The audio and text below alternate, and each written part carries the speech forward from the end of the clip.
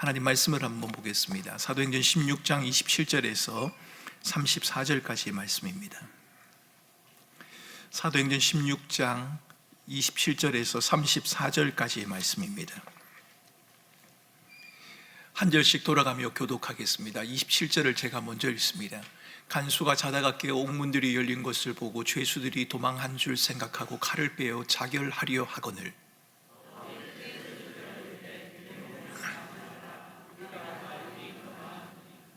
간수가 등불을 달라고 하며 뛰어들어가 무서워 떨며 바울과 실라 앞에 엎드리고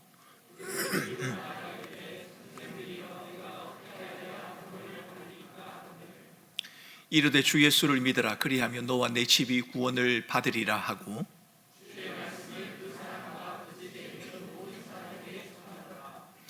그 밤 시각에 간수가 그들을 데려다가 그 맞은 자리를 씻어주고 자기와 그 온 가족이 다 세례를 받은 후 같이 읽겠습니다. 그들을 데리고 자기 집에 올라가서 음식을 차려주고 그와 온 집이 하나님을 믿음으로 크게 기뻐하니라. 아멘. 존귀하신 하나님 아버지, 이데아의 전도 제자 훈련을 잘 마치게 하심을 감사합니다. 그 가운데 우리 마음의 복음에 대한 열정을, 그리스도에 대한 사랑을, 영혼을 향한 갈망을 회복해 주심을 주님 감사합니다.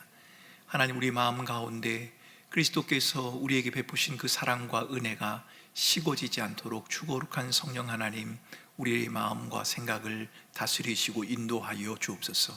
이 시간도 주의 말씀을 묵상하며 함께 기도하기를 원합니다.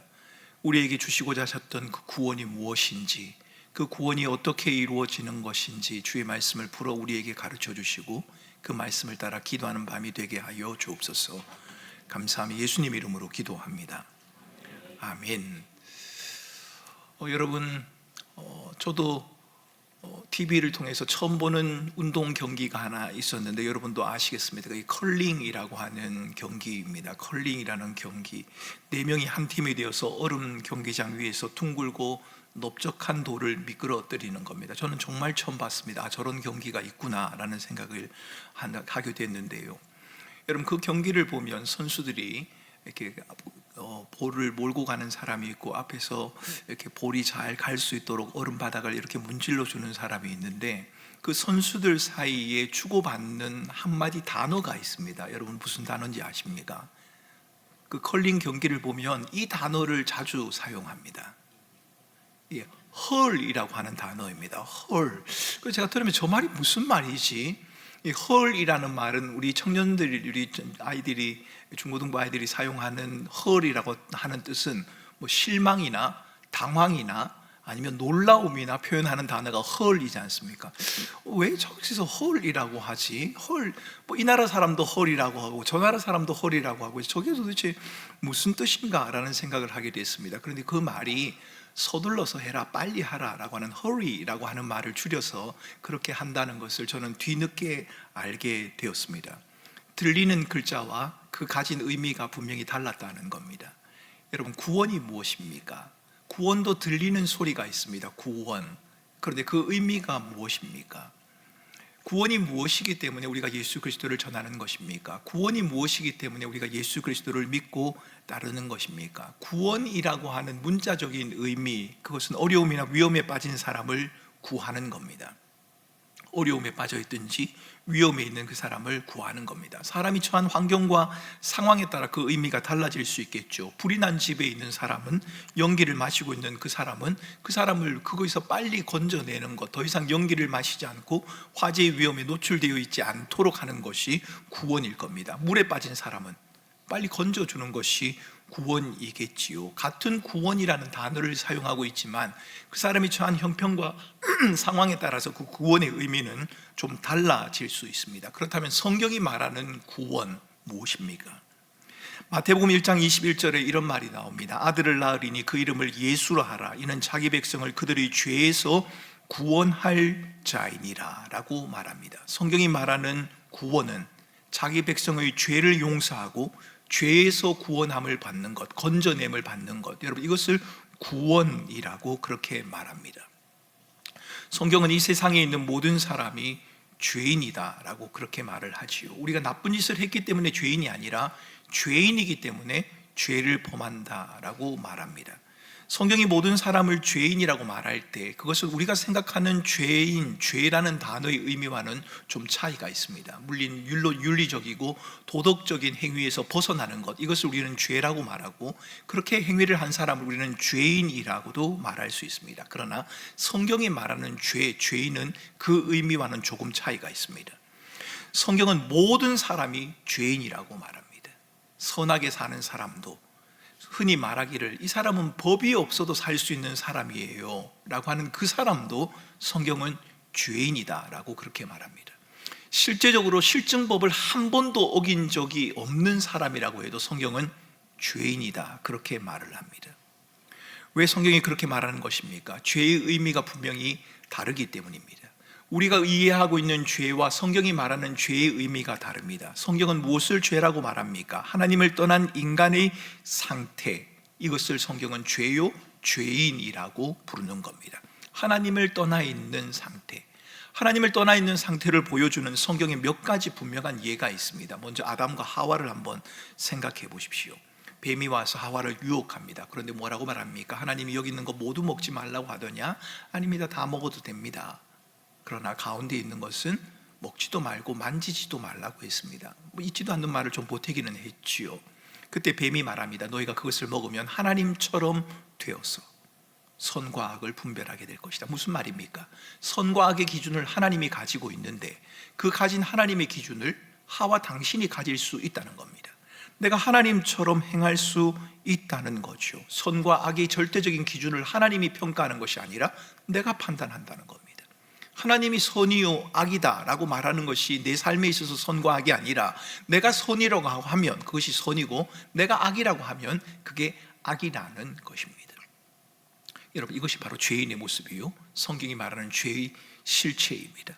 여러분, 바벨탑을 기억하십니까? 하나님께서 다 흩어져 지내기도록 명령을 하셨습니다. 그런데 그들이 말합니다. 우리가 스스로 하늘에 오를 것이다, 그리고 흩어짐을 면할 것이다. 하나님의 명령에 대한 정면 도전이었습니다.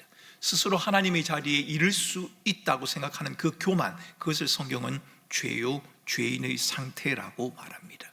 여러분, 신약을 보면 집을 나간 탕자가 있습니다. 왜 탕자가 죄인일까요? 허랑방탕한 삶을 살았기 때문에 죄인입니까? 그것도 맞습니다. 그러나 탕자인 이유는 집을 떠나서 허랑방탕한 삶을 살았기 때문에 탕자가 아니라 아버지를 떠났기 때문에 탕자라고 부르는 겁니다. 그래서 여러분, 탕자의 비유에 보면 한 명의 탕자가 더 등장합니다. 그 탕자는 바로 집에 있던 장자입니다. 큰아들입니다.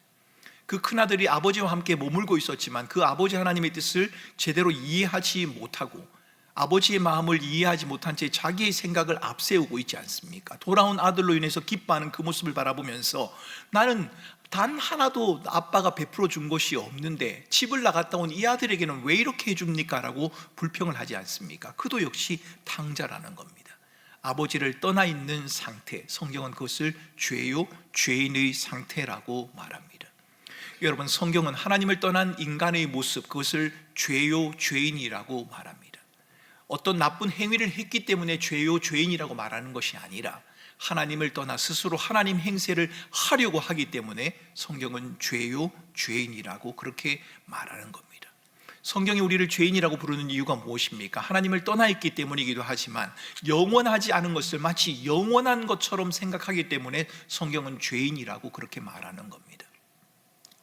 로마서 1장과 2장을 읽어보면 그렇지 않습니까? 하나님을 피조물과 바꾸어 버립니다. 영원하신 하나님과 영원하지 않는 피조물의 세계를 바꾸어 버립니다. 어떤 사람은 하나님과 돈을 바꾸기도 하고 하나님과 명예를 바꾸어 버리기도 합니다. 하나님과 자신의 자존심을 바꾸어 버리기도 합니다. 영원하지 않는 것을 영원한 것처럼 생각하는 것, 여러분, 그것이 바로 죄요, 죄인의 모습입니다. 스스로 하나님 행세를 하는 것, 영원하지 않은 것을 영원한 것으로 여기는 것, 이것이 죄인의 모습이다라고 성경은 말합니다. 하나님 없는 인생, 그 인생 자체가 죄인이라는 겁니다. 그래서 성경은 모든 사람이 죄를 범하였다라고 그렇게 말을 합니다. 그 사람의 윤리적인 수준, 도덕적인 기준, 그런 상태를 떠나서 그 사람의 본질 자체가, 인간의 본질 자체가 스스로 인생의 주인이라고 생각하는 그 교만한 생각 속에 머물러 있기 때문에, 하나님을 떠나서 스스로 하나님 행세를 하려고 하고 있기 때문에 성경은 죄인이요 죄인이라고 말하는 겁니다. 영원하지 않은 것을 마치 영원한 것처럼 생각하는 상태, 이것을 성경은 죄요 죄인이라고 그렇게 말을 합니다. 그래서 여러분, 우리가 주일학교 아이들이나 특별히 중고등부 자녀들을 가지신 분한테 양육하는 부모님들은 아이들에게 죄의 개념을 가르칠 때 윤리적이고 도덕적인 것으로만 가르치게 되면 자칫 아이들이 윤리적이고 도덕적인 성도가 될 가능성이 높습니다. 좀 더 율법적인 성도가 될 가능성이 높습니다. 그래서 여러분, 죄를 말할 때는 행위의 문제보다 그 사람의 상태의 문제를 말해주는 것이 훨씬 더 성경적입니다. 우리가 무엇을 하든 죄인이다, 하나님 안에 머물러야 하고 하나님과 함께 살아야 하고 하나님의 주인 되심을 인정해야 한다는 것을 우리는 가르쳐 줘야 한다는 겁니다. 여러분, 착한 죄인 있을 수 있습니다. 의로운 삶을 살아가고 바른 삶을 살아가면서도 하나님을 주인이라고 인정하지 않는 사람 있지 않습니까? 우리가 이대의 전도 훈련을 하면서 우리 성도님들이 가서 복음을 전하는데, 그 복음을 전할 때 죄인이라는 말을 들으면 나는 죄를 지은 적이 없는데요 라고 하는 분들을 만날 때가 있을 거란 말입니다. 도덕적이고 윤리적인 삶을 살아가는 착한 죄인이 그런 경우입니다. 여러분, 사람이 죄인이라고 하는 것을 명백하게 보여주는 증거가 있습니다. 그것은 바로 성경이 말하는 죽음입니다. 죽음은 인간의 한계와 연약, 절망을 명확하게 보여주는 겁니다. 영원한 것은 없다, 영원한 것은 오직 하나님 한 분뿐이다 라는 것, 너희들이 그토록 소망을 가졌던 그것이 아무것도 아니란 것을 보여주는 명백한 사건, 그것이 바로 죽음이라는 사건입니다. 그러게 어찌 보면 죽음은 죄로 인하여 찾아온 우리에게 아픔이요 저주일 수도 있습니다만, 죽음은 인간의 연약과 한계를 깨닫게 만드는 귀한 선물일 수도 있습니다. 죽음 앞에서 우리는 우리의 한계를 깨닫습니다. 그토록 자신이 있었던 인생도 죽음 앞에서는 내가 아무것도 아니었다는 것을, 자기의 삶에서 추구했던 것이 정말 의미 있고 괜찮은 것이라고 생각했는데 죽음 앞에서는 그것이 아니었다는 것을 여러분, 우리는 깨닫게 된다는 겁니다.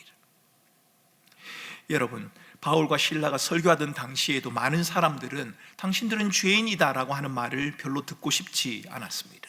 인간은 본질적으로 죄인이요 하나님 행세를 하려고 하는 자들이다, 하나님을 떠난 죄인이다, 스스로 구원을 받을 수가 없다라고 하는 이 복음을 들으려고 하는 사람들, 그 사람들이 많지 않았습니다. 이 소리를 들으면 불편하고 힘이 들었습니다. 그것을 우리는 어떻게 알 수 있습니까? 여러분, 오늘 우리가 읽었던 성경 앞부분을 계속 읽고 나가면 16절 이하에 보면 귀신 들린 여종이 나옵니다. 그런데 이 귀신 들린 여종을 사도들이 고쳤습니다. 바울이 고쳤습니다. 귀신 들렸던 사람이 나음을 입었습니다. 그러면 귀신 들렸던 사람이 나은 것을 인해서 기뻐해야 하는 것이 마땅하지 않겠습니까? 그런데 이 귀신 들린 사람을 이용해서 돈을 벌던 사람이 화가 났습니다. 그 이유 때문에 바울과 사도들이 감옥에 갇히지 않습니까? 무슨 이야기입니까? 귀신 들린 그를 자유케 하는 그리스도의 복음보다, 그 영혼보다 눈에 보이는 돈이 더 귀하다는 겁니다.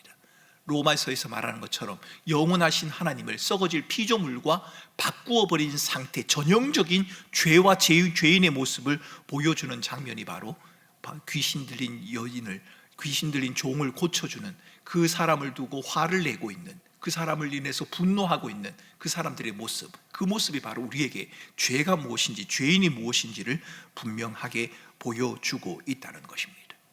여러분, 모든 사람은 다 죄인입니다. 복음을 듣지 않아야 할 죄인은 사람은 아무도 없습니다. 왜요? 모두가 다 죄인이기 때문입니다. 법이 없이 살아갈 수 있을 것 같은 그 사람에게도 복음이 필요하고, 종교적인 성향을 가진 그 사람에게도 복음이 필요하고, 우리 어린 아이들에게도, 우리 자녀들에게도, 부모님들에게도, 어르신들에게도 복음이 필요합니다. 왜요?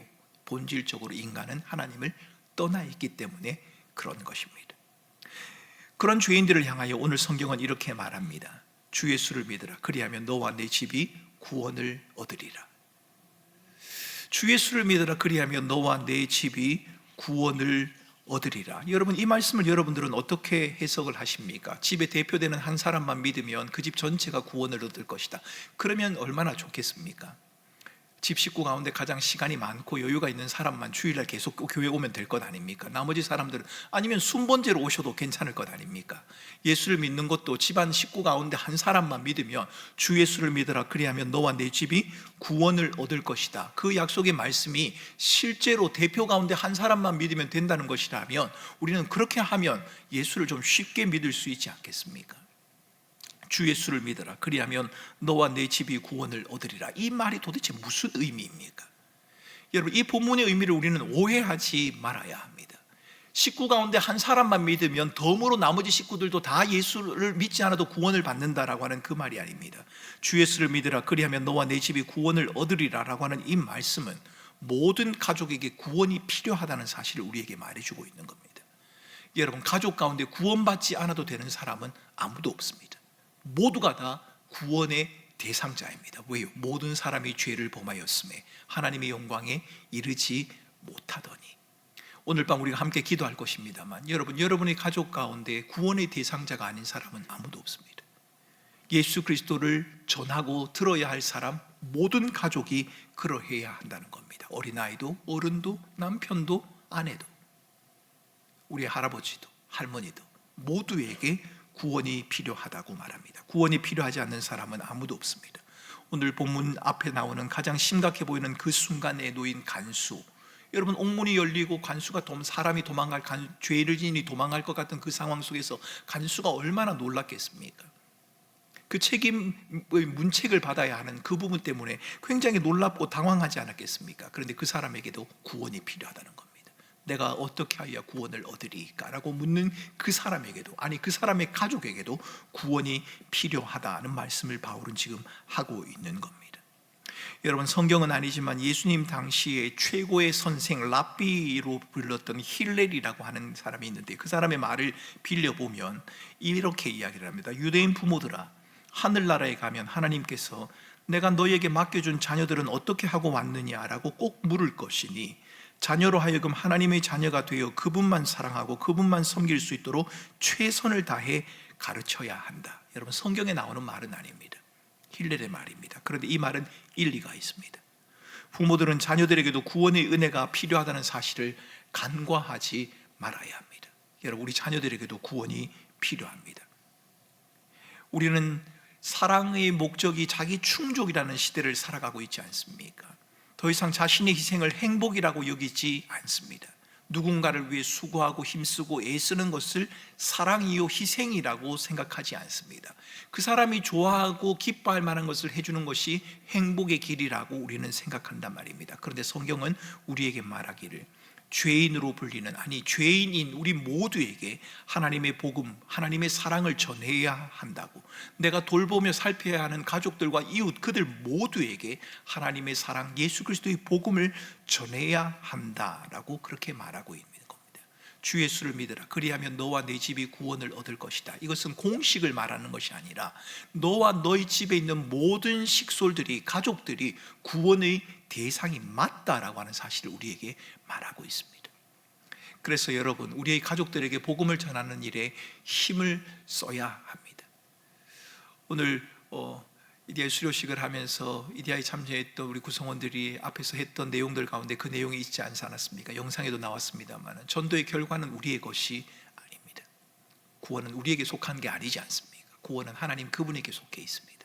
그러게 누군가를 향해서 저 사람은 구원받지 못할 사람이라고 너무 쉽게 포기하지도 말아야 하고, 구원받은 것을 당연시 여기지도 말아야 합니다.